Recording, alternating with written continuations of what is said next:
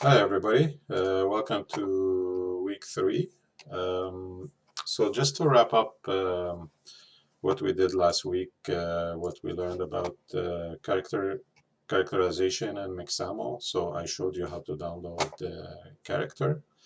The reason I showed you how to characterize is if later on you download something from Sketchfab and it's already has a skeleton, and a good skeleton, that means it's the joints are in the proper location of the mesh and it's deforming well. You can bypass Mixamo and Maya, and you can just characterize your character that you download from Sketchfab right away in Motionbuilder. The thing is, if you download something from Mixamo right away, you don't have to do these steps. Okay, so what I mean, I'm going to show you today how to download any character from Mixamo, and there's a really quick way to characterize it in Motionbuilder. So we'll do that today. Just to go back in week 3 to show you what we're going to do. So this week I need a keyframe animation on a character you choose from samples folder or Mixamo. It's okay, choose Mixamo. I don't mind. I want everybody, you can choose the same character I chose. I want everybody to get comfortable with the control rig in Motionbuilder. That is why we are keyframing from video reference. So we'll choose a nice video, fun little animation from like a parkour jump sequence. Last year I did a baseball bat. It's a little not exciting, so this time it'll be a bit more exciting for you guys. Please choose something challenging that has some body movement you can learn from. Upload both the FBX and the video reference. So if you choose another video reference, mine, I don't mind, you can use the same character I will choose, and you can use the same video reference I will choose. But if you do choose another video reference, please upload it in a zip file, like an MPEG-4, and the FBX of the animation. All right, so I'm only looking about 5-6 keys. We're not going to do a full animation in 1 hour. So quality of the keyframe and usage of a control rig and keys. So that's what I'm going to be grading you on. Okay, let's get right to it. So I'm going to download any character. Doesn't really matter. I'll choose this one. This one's cool. It's kind of an archer. Okay, so if I download this one, T-pose always.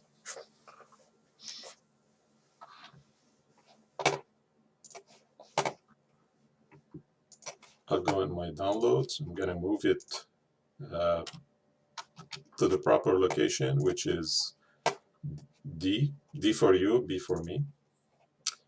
Winter 22, downloads, Mixamo. I'll put it right here. Okay. So I'm going to open this one. I can just drag and drop. File open, Alt X. Always choose Alt X because you're going to need the T-pose, right? So when you go Alt X, it just loads up the Mixamo take. Let's not do the same mistake as last time. Always choose Mixamo take because it has the T-pose. A-pose will give you a bit of problems in Motionbuilder. Okay, so it's already, like we downloaded the Venom last time. So the little trick, if you don't have to scale this character, so I'm gonna go front view to see how tall is he. So she's about a bit under 2 meters, 200 centimeters. So my scale is good. So I don't need to worry about scale and Maya and re-uploading. I don't need to worry about that. So the first when you're building your film later on, you know, the two things, if you download from Sketchfab and you have a skeleton already and everything is going and the scale is good, you can bypass Maya and, like I said, Maya and Mixamo, and you can just do the characterization, if you remember. Okay, so if you are happy with the Mixamo characters, here's the shortcut to do it. So you go in Templates, Characters, the same thing, the character template here, and you just drag and drop on one of the joints. So let's freeze the mesh. I'm gonna go in schematic view and freeze the mesh so we don't select it by mistake. Always a good habit. If you press F and you have something selected, it will go to where the object is. If you press nothing and you press A, you will zoom to all the objects in the schematic view. Okay, so I'm gonna select these, and these are all the meshes for our character. I'll go Group, Create, Skin, and take off the selection and translate. I go back to Asset Browser inside Characters folder, and I drag and drop the character on one of the joints. They have to light up. It has to like be selected, right? That's how you know you're dragging and dropping it right away. Boom. You'll get a small pop-up. You just need to go characterize. What do you want to character? You want to obviously a biped. And now, if you go in definition, remember this from last week? Everything is filled out. Why? Because the joints are already named properly for Motionbuilder. Okay, so you don't have to do any of the definitions that we did last week. Again, I only showed you the definitions, character definitions, that if you have downloaded something from Sketchfab and already has a skeleton. So just keep that in mind in a few weeks when you start building your character or your film. So the only bone that's missing, see, look, the fingers are there, the toes are there, everything's there. The only bone that's missing is the reference, okay, which is used later for a scale. So if you don't have to worry about scaling your character, as in the animation, you don't need to add this bone. So you can skip right away and lock your character. It's actually already locked. So all you need to do is activate the control rig. So you go here in Source, because by default the source is driven by the skeleton, none, and you go control rig. Since there's no control rig, it will ask you, you create an FK-IK rig, and now you're ready to keyframe. Cool, that's it. So I'll save this character like I mentioned before. I'm gonna save it in my character folder.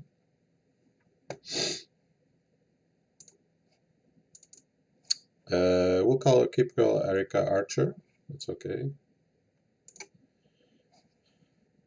And I'm gonna change the name. We'll find out later why I changed the name. It's really important to change the names because when you're dealing with two characters, you don't want everybody named character. Okay, so I'll call her Erica.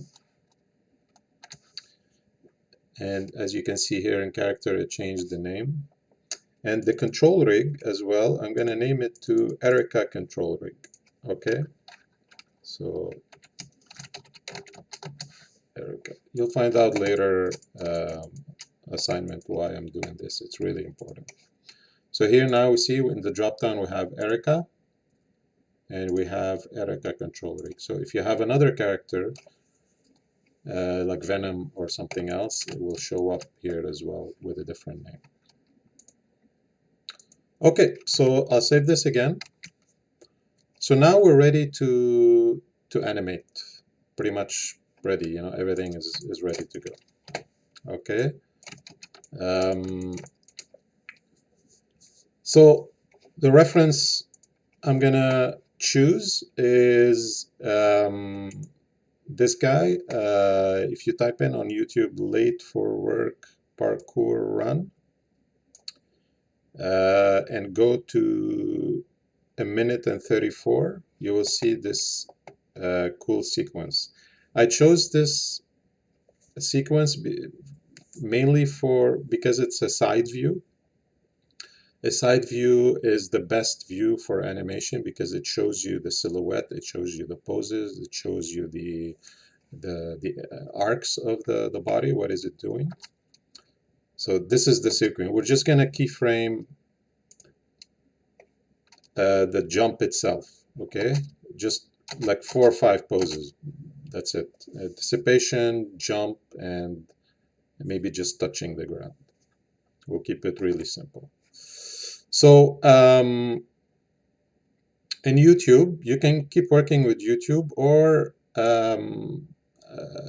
I prefer sometimes it's just better to, because going frame by frame in YouTube is a bit tricky. You can do it by pressing a comma to go back and point, or point to go forward. Sometimes you go too far and sometimes you go too slow. So what I normally prefer to do is, if you guys are comfortable with OBS, record it and then open it with your video player. I like to use a small app media player called Keyframe MP. Okay, you can download it from here. So it's optional. You don't have to do it. If you're just comfortable with doing it in YouTube, going frame by frame, it's fine. But you can do this as well. Download it and then you install. It's free. And then open the video that you capture with OBS with Keyframe MP. Okay. So the first pose. So when you work with animation, you need to break down your video reference. That's the first key. So my first pose that I need to break down is actually the anticipation, which is when he's done running, he's kind of squatting a bit. You don't really see it. Like, you probably see it on the last few frames before he launches. So this going down motion is the anticipation to the jump. It's actually part of the anticipation is the run, but since we're only keyframing the jump itself, that's what we're gonna do. We're gonna keep. So this is the first pose we're gonna do, and then obviously the second pose is the launch. You know, the full extension. You see that nice C action line here, and then we can go to the apex, which is the highest point of the jump, where he's pulling his legs forward. And then we can try, so we definitely need this pose. See, whenever there's a big body change, body pose, that's where you need the new pose. Okay, so here where he flings his arm backwards to start landing, this is another pose. And obviously the last pose is the touch, touching the ground, which could be the first frame his feet touch. Okay, so this is about, I would say, 4 or 5 keys total. Okay, so let's start. Our first pose is, like I said, the anticipation to the jump. So it's probably something like this, coming from the run. So his left leg is passing and he's squatting a bit and his arms are forward. See? You don't see the right arm, it's a bit hiding, so it's probably trying to go back. No, it's actually pushing forward and he's jumping. Okay, so I can move this to the side a little bit just to start keying in Motionbuilder. By default, you should have the pelvis hip effector and the 2 feet should be green. If they're not green, please switch them to green. If they're like this, gray, please select the feet and the pelvis and turn them to green by turning the IK. Okay. You might have also pinning already. What is pinning? Is pinning if you try to move the hips in this mode, in the full body mode, the hips are locked. If they're not pinned, you can remove the pinning like this. If they're not pinned, okay, they're pinned because they're in IK, so that's totally fine. Okay, so what is pinning is, I'll give you an example. If pinning is like this, is it gonna work in this mode? No, I think it works in this mode. Okay, so pinning, don't worry too much about pinning. We're not gonna use it because the IK is already working with the legs and we're not gonna pin the arms. But think of pinning as temporary locking the IK effector in place, okay?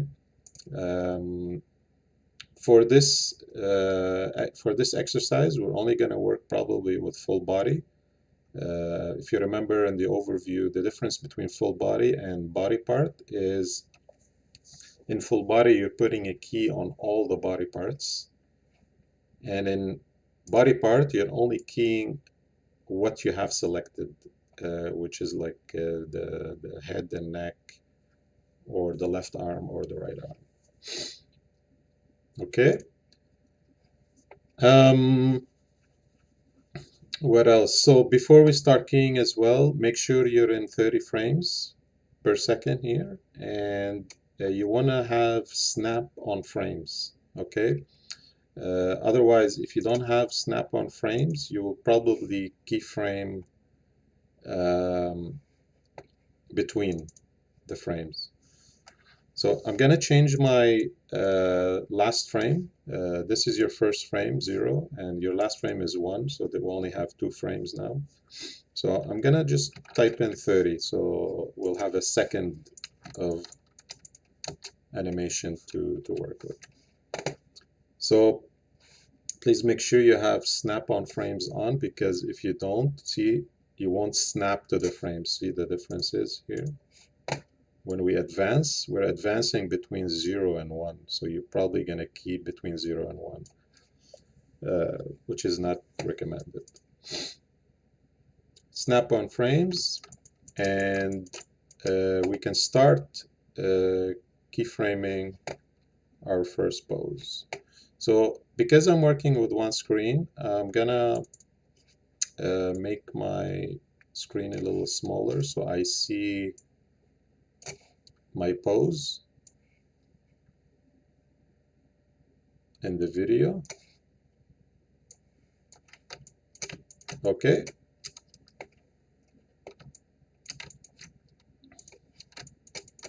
So I'll start by posing her just like the picture. Okay, just follow the reference. So the hips here are kind of rotation wise, they're pretty flat. They might have a small rotation downwards, preparing for the jump. So we can rotate it like this, and you press key.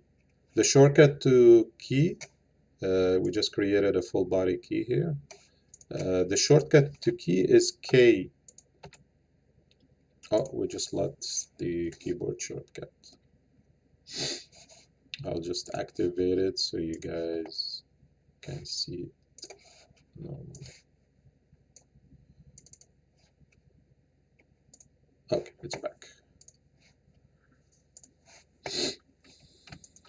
Okay, so if you press K, look here, see, if you go to another frame and you press K, you're keying, that's the shortcut to key, if you like using keyboard short, or you can use this. Okay, so I'm gonna, by the way, you can hide the control rig if it's bothering you by going, if you like just to use the picker, you can go display and models only. So now you can just use your controllers here, and you will see the mesh instead of the noise of the control rig. So it's your choice. Before I advance, right now I'm working with this file, Erica Archer inside characters. I'm gonna start saving it in my animations folder. Okay, so I'll call it week 3. Yeah, call it week 4. What did I call it? Week 3.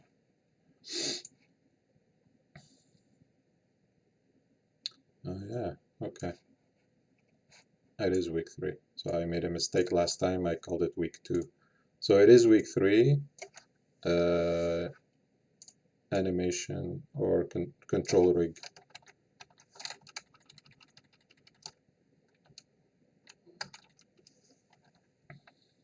Keyframe. Let's call it keyframe. So now if anything goes wrong with this file, I still have my character in T-pose, so in the characters folder. Okay, that's the reason why. Okay, so right now I'm gonna move the leg a little bit, or you can move the hips, it doesn't matter, just to offset. Because see, look, his hips are behind and his foot is planted forward, so there's that difference. Okay, I'll move the other leg a little bit up to match.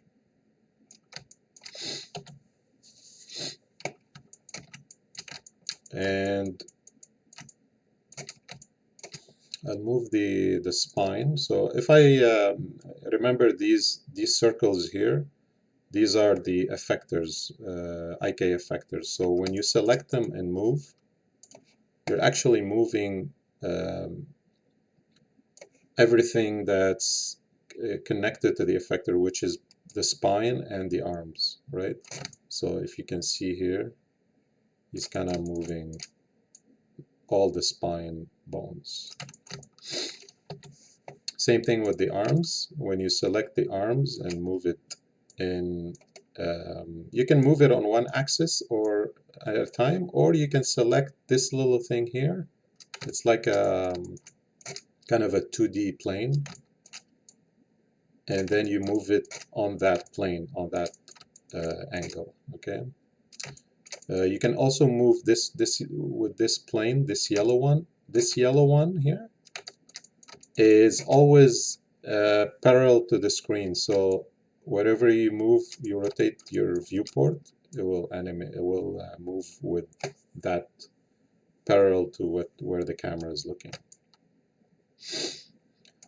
Right now, as you can see, the elbow is kind of pointing up. We don't want that. So you have, you can choose this effector, the shoulder, and just rotate it down. I would rotate it in local view, because right now if you rotate it like this, see, it rotates in this axis.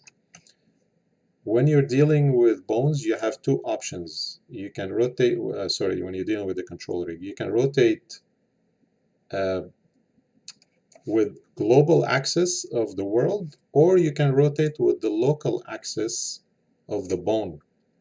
See how the axis changed? So now it's rotating with the actual pivot of the bone or the control rig part.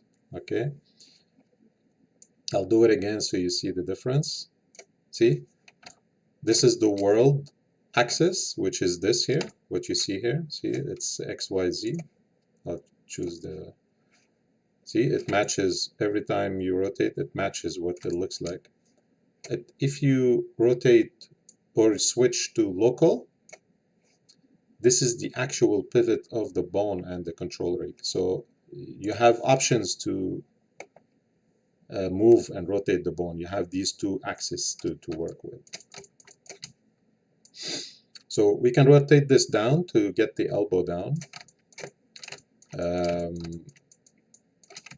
So I like to, I'll key this. I always like to close the fingers a little bit, not to keep them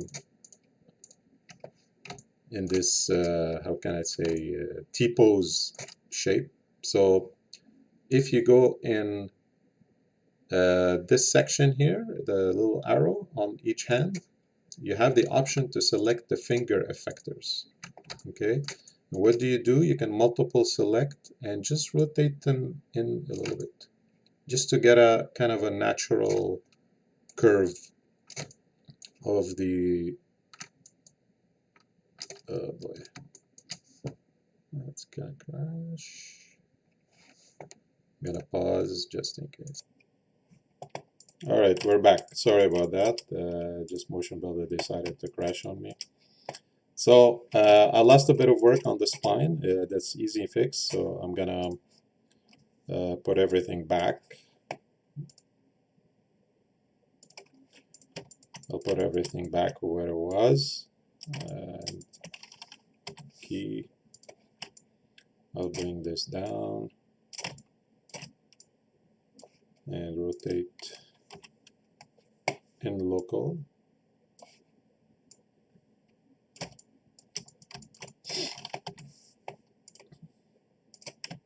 I'll choose the fingers, rotate them in local as well.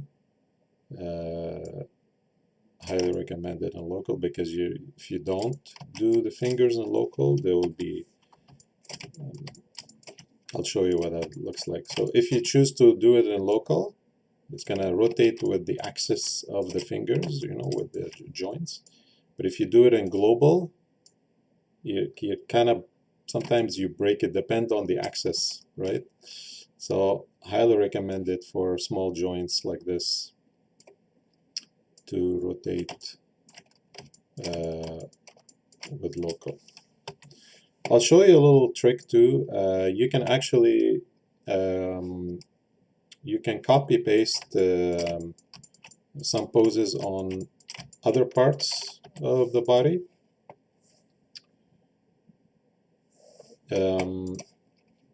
And if you go in here, pose control, if you create a pose and you switch to the other hand and you select the bone,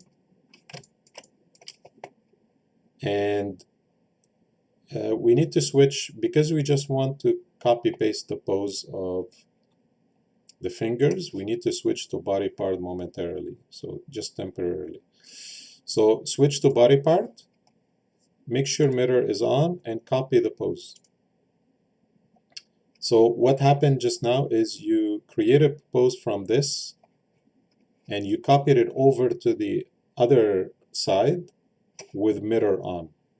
Okay, so this way you don't have to do the same steps or poses you did. So that's a big advantage of Motionbuilder. Okay, so this is the pose tool in a nutshell. I'm gonna switch back to full body and grab this arm. I'll save before I crash again. And I'll do the same thing. I'll bring down the arm.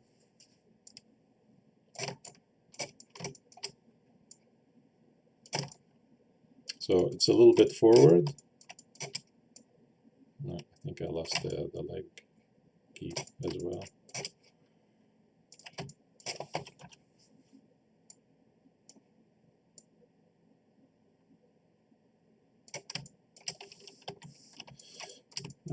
The head is a little bit up because he's anticipating, he's looking where he's jumping.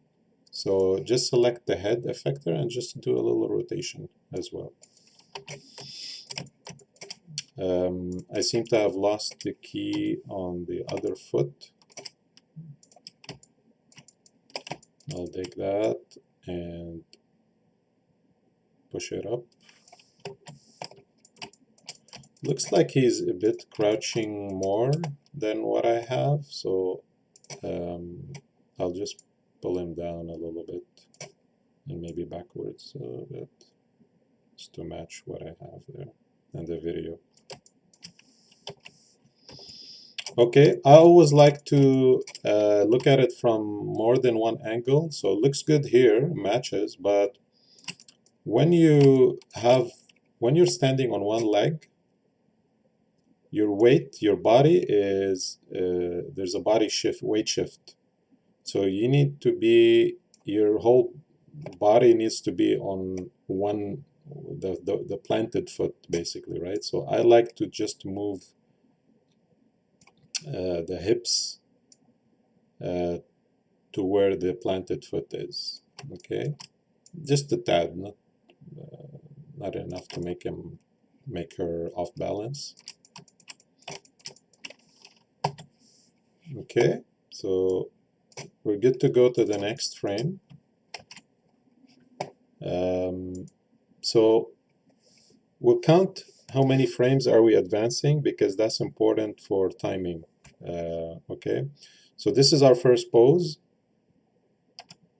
1, 2, 3. Okay, so we need to count 3 and start posing this one. So 1, 2, 3. Oops. 1, 2, 3. So now we're on frame 3.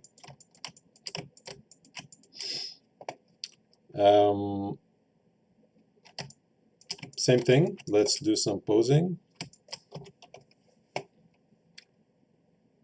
So as you can see here, the hips are rotated up a little bit, so we push forward. Okay, don't worry about the extension, hyperextensions. We'll fix that in a jiffy. So when you're dealing with rotations on the hip, it's better to switch to local so you can see the axis of the hips of the rotation, how much. Okay, so he's starting to rotate up a little bit, so we can just give him a nudge.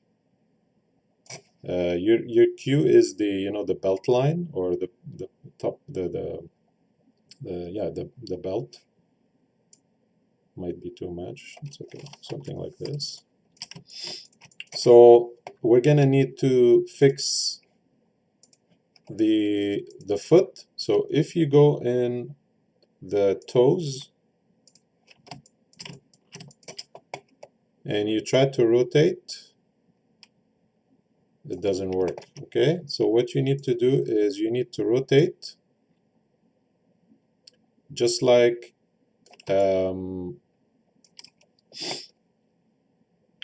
the video reference, and you need to push the foot up. Okay,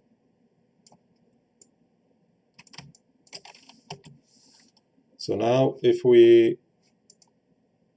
go back to this key by pressing left arrow, see, you switch to the previous key. Okay, so just left arrow, right arrow, you switch between both. So we need to be pivoting off the toe here, see? Because that's what it does. If we go back, roughly it's the toe. Okay, so it's right now it's way behind, so we need to push it forward. Okay, now it's pivoting off the right position. Okay, So we got the good foot position, so now we can adjust a bit of the hips to get that nice extension on the leg, because he's pushing off with this leg, so it has to be fully extended. Okay. Always start posing with the hips and adjust the feet because they're the contact on the ground, and follow the rest. Okay, don't try to do upper body and then lower body. It's always hips, feet, and then the rest.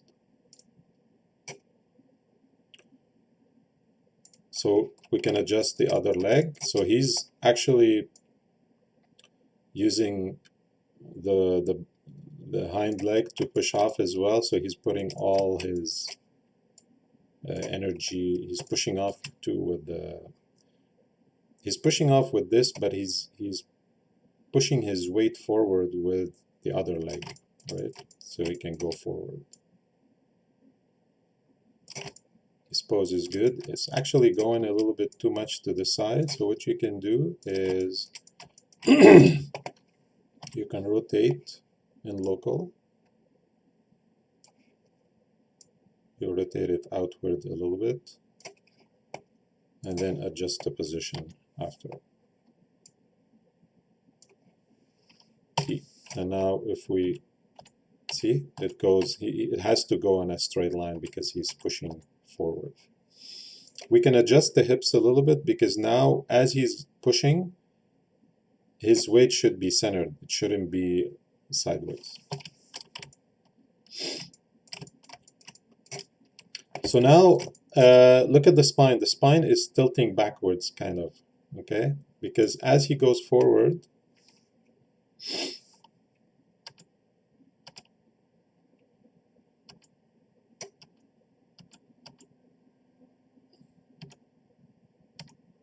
the spine starts going forward too. But for the push-off, he does go arch a little bit back, okay? So we can take that and just give him a little arch, just to get that nice C action pose, action line. The head is okay. I think he's still looking down to see where he's gonna land. He doesn't want to land in a ditch or something. We can move the arms up because he's fully pushing with his arms as well.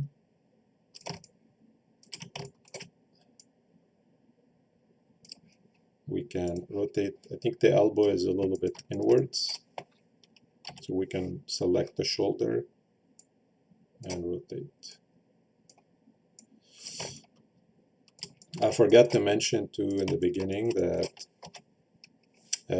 part of why I'm showing you this is later on when you start building your film or previs, if you don't find the motion that you need on Mixamo, this is one way to add the missing action that you need. So you can keyframe super quick and get it into your idea. I believe both arms are pushing up, so we'll probably need to do something similar with the other arm. Fine, doesn't have to be exactly the same. Asymmetry is good because the body parts don't move all the time the same way.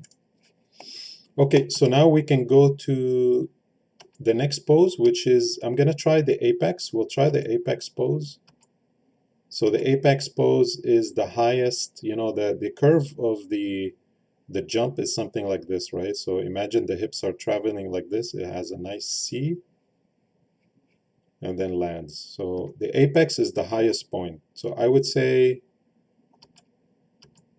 let's see where looking at the windows here, this is a nice reference because you have kind of a grid behind you. So you can use that grid for reference. So I would say a little bit here on the compression. I would say here, this would be the highest, okay?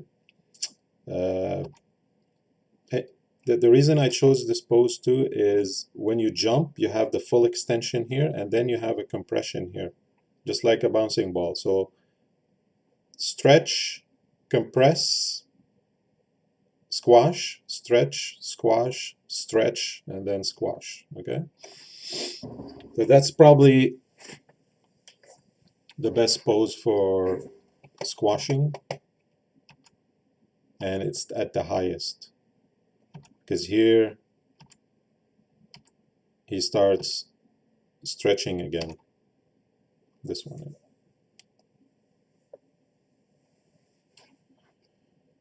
All right, so let's do this again. So did we count how many frames? Nope. Let's do that. So from the takeoff pose, 1, 2, 3, 4, 5, 6, 6. I think we chose this. 5. 1, 2, 3, 4, 5. So we're gonna move forward. So if we try to move forward like this, see the arm, the feet, because they're in IK, they lock up a little bit. So I'm gonna try this to see if it works. If we release all pinning, no, it doesn't work. So you can use this, but you don't have to. It's okay, never mind. I'll show you another trick. So if we chose the you can select multiple body parts. I'm selecting the ankles and the pelvis, and you can move those at the same time. Okay, so because otherwise, if you're trying to move the hips, the feet, because they're in IK space, they're locked. They won't move. So, but you can bypass this by selecting multiple body parts, which is the feet IK and the hips, and move them up. Okay. As you can see here, the hips are starting to tilt downward because he's falling. So what we're gonna do, first we're gonna key this new pose. And we start tilting tilting the hips in local.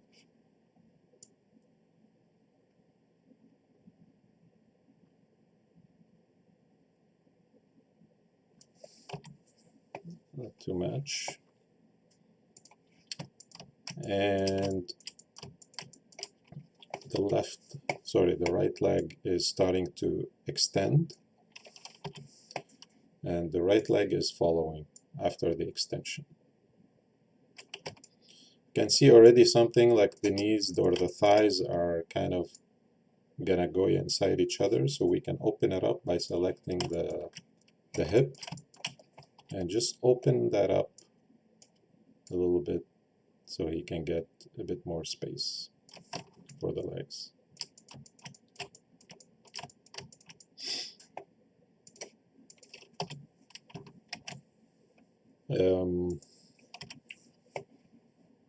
The foot is rotated forward.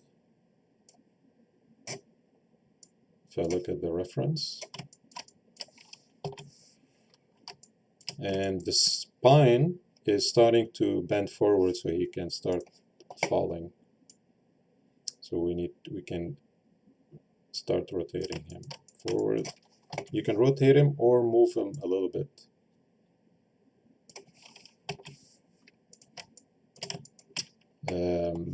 You can move both hands at the same time as well. Be careful of hyperextensions. They're kind of going in a different axis, so I would switch to global and move them properly to align with the body. Okay.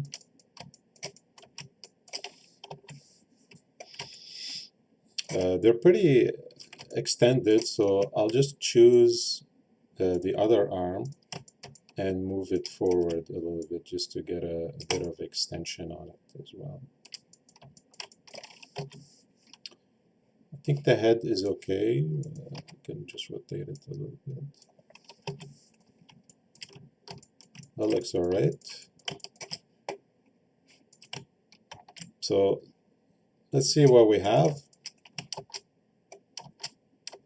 Not bad, right? We'll take a look at the trajectory and adjust it later. But for now, let's continue with the poses.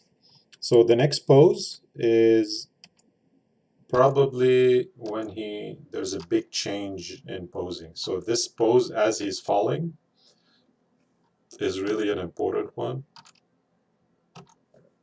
because he's pushing his arms forward to get the extra momentum, right? So I would say this is the next pose. So let's count.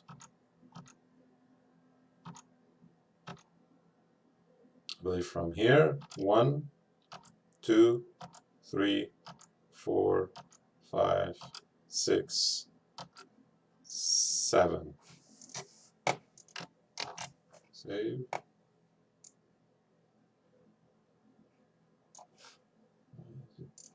Keep closing on me. Sorry about that. This keyboard shortcut thing keeps closing. I'm using a different one because the other one is a little bit buggy. This guy. 1, 2, 3, 4, 5, 6, 7. All right. I'll just move it for a better view.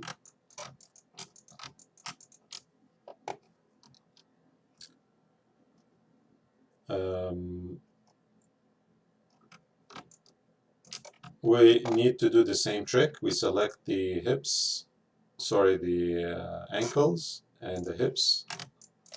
We can move this guy down a little bit. Might be too much. Yeah, might be. Anyway, don't worry about it. We'll figure out the trajectory after. Trajectory, you can view it in here. So you can see where he's, you select the hips and this trajectory tool, it will give you where the curve that he just traveled. So let's create this pose.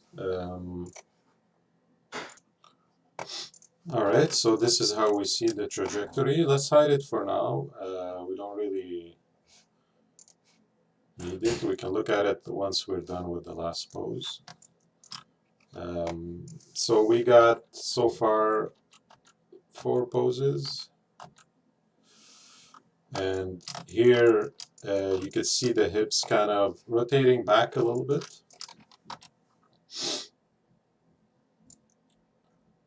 So he can start anticipating for the fall. You can move the legs, comme ça. The other leg, they're kind of almost symmetrical, but just keep a little bit of asymmetry. It's nice, it's always nice. Like I said, nothing moves perfectly aligned, so maybe a little bit of rotation on the feet, like this, adds a little flavor. It's more natural.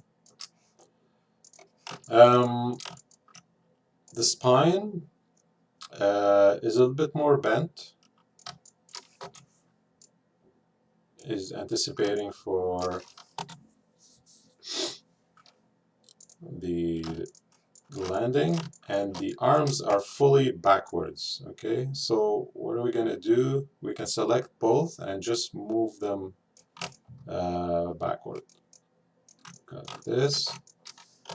So we can check what, because we're doing an extreme pose on the arms, we might some get weird interpolation. It's okay. I think they're passing through because they're still too tight. If you have another view of this from the front, you will see the arms are way um, outside the body. They're further away from the body. Okay, so that's why it's gonna help if we move those poses outside, further away. And they're a bit higher, so we can take this arm, move it up. I like to push up the shoulder because right now it feels like it's too low. So if you push up the shoulder, it will get a more natural curve. This one is low, so we can keep it like this. They don't have to be on the same level. This one is a little bit higher too. Might be rotated as well. And local.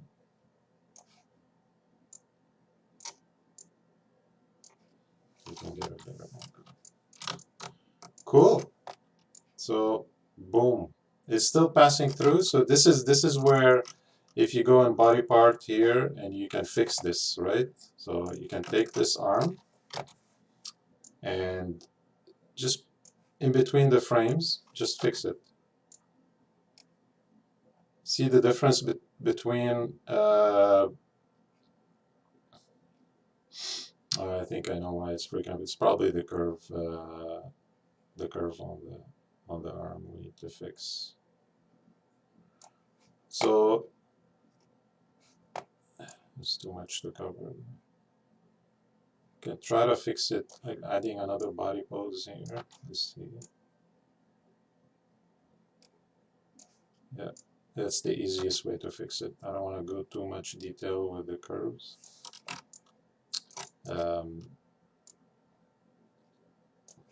Again, see, this is the difference now between full body and body part.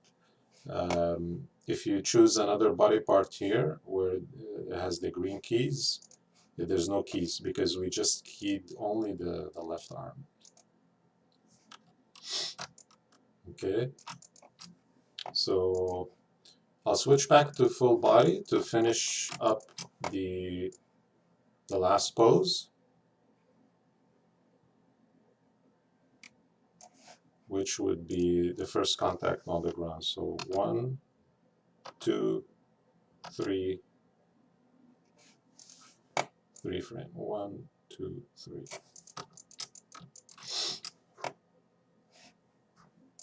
Is the next one better? Compression. Yeah, I think maybe the compression one is better. Let's do that one. Okay, same thing. We select the ankles and the hips and we move them.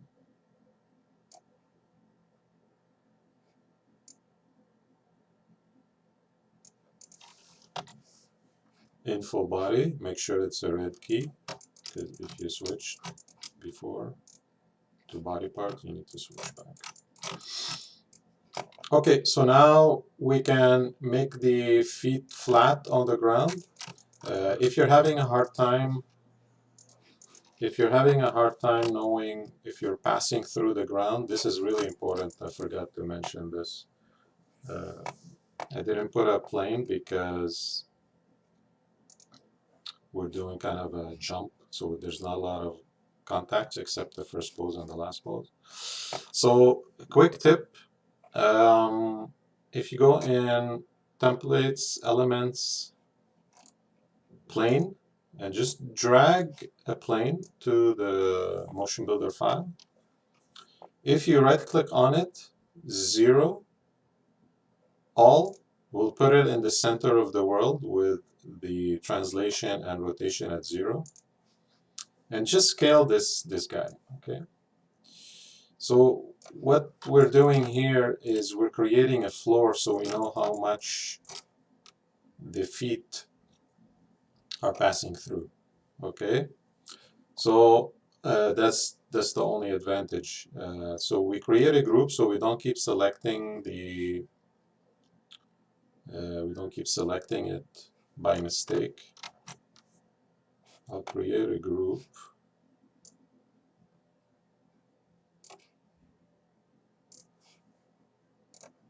I'll call it floor. And just do the same thing as we did with the skin. So now, see, I don't select it by mistake.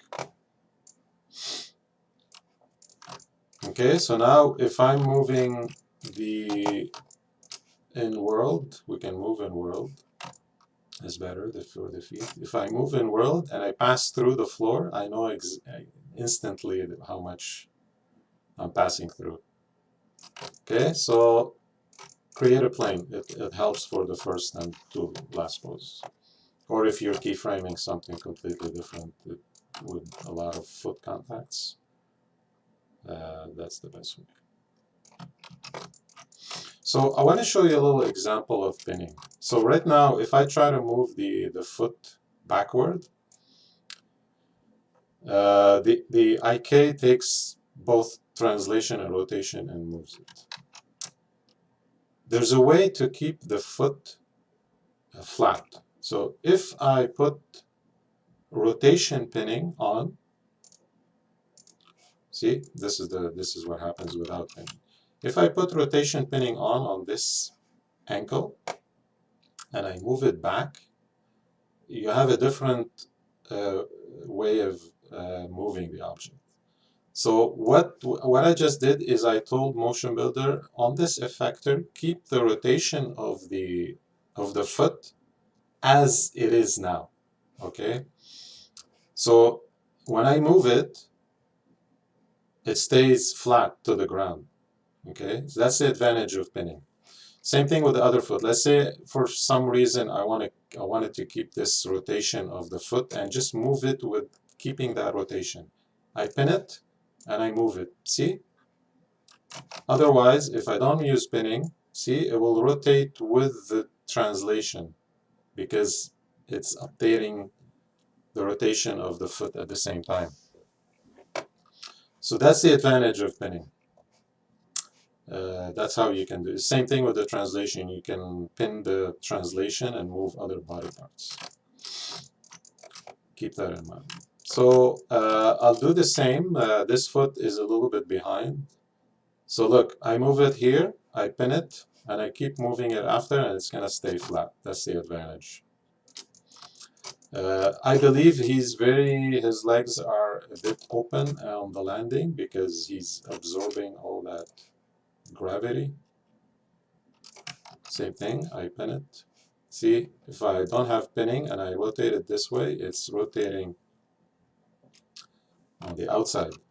If I use pinning, it's going to stay flat on that axis as well. I move both to be centered with the hips. There we go, keyframe. And the hips kind of are a bit, position-wise, they're okay. Maybe they're a bit too behind, so we can move them a little bit forward. Rotation-wise, I think he's rotating forward a little bit because he just landed. And the spine is actually upward because it's delayed. Everything upper body is in this motion on the landing. It's kind of delayed, so the body parts don't land at the same time. So obviously the hips and feet land first, and then the upper body follows. So that's why it's rotated upward a little bit, because he hasn't fully compressed. This is like kind of the second pose of the landing. Okay. The arms start going forward because he's ready for compression for the next few frames and for balancing probably. Yeah. So we can take both arms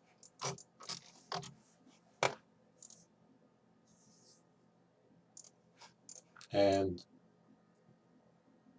start moving them forward. ready for the compression.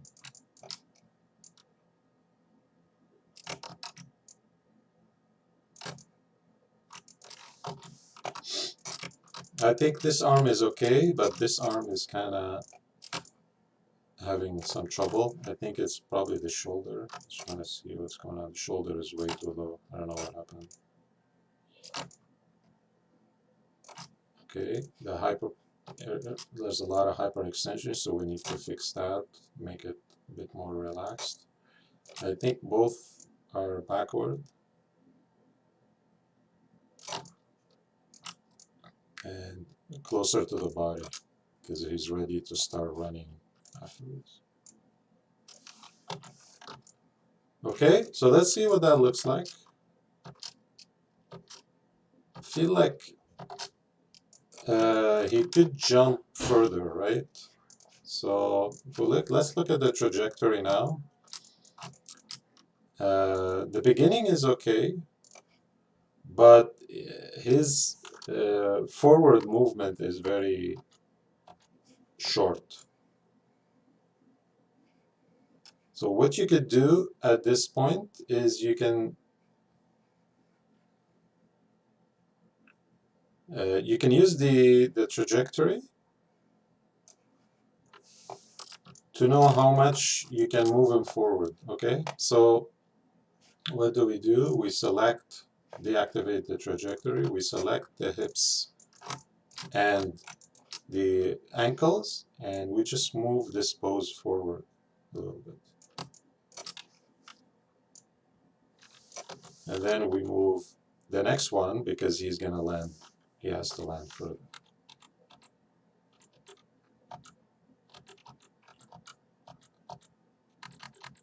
So normally I leave the body part till the end, but it's okay. I made a little mistake here.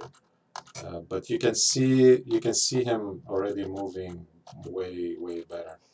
And to verify, you can select the trajectory and see how much is he moving in space. If you just want to go through the pelvis keys, switch to body part, and then see those keys on the arm will disappear. Okay. Your keys visible here are depending which mode you are in. Okay. So I think trajectory is a lot better. See now there's more uniform in the frames. So fast, slow on the apex, and then a bit faster on the down. So let's see what that looks like. A lot better, right? I think we can go even higher on the apex because, yeah, it's almost like a C, a big C. So I think that's what's missing. So we can go to, let's see,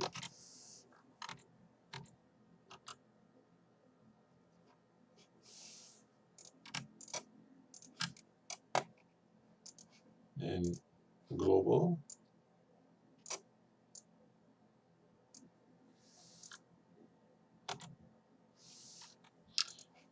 You can actually, there's a little trick. You can always display the curve.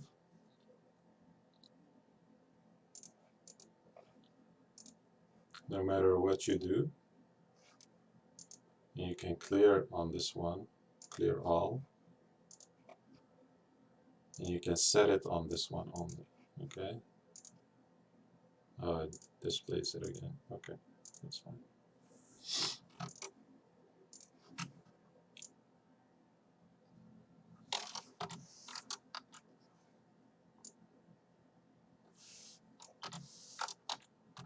I think that's more representative of what we have in the video. Nice C action here from the front and the top view. It works too. Let's see what that looks like. Clear all. Much better. If you want to loop it, just put the loop on.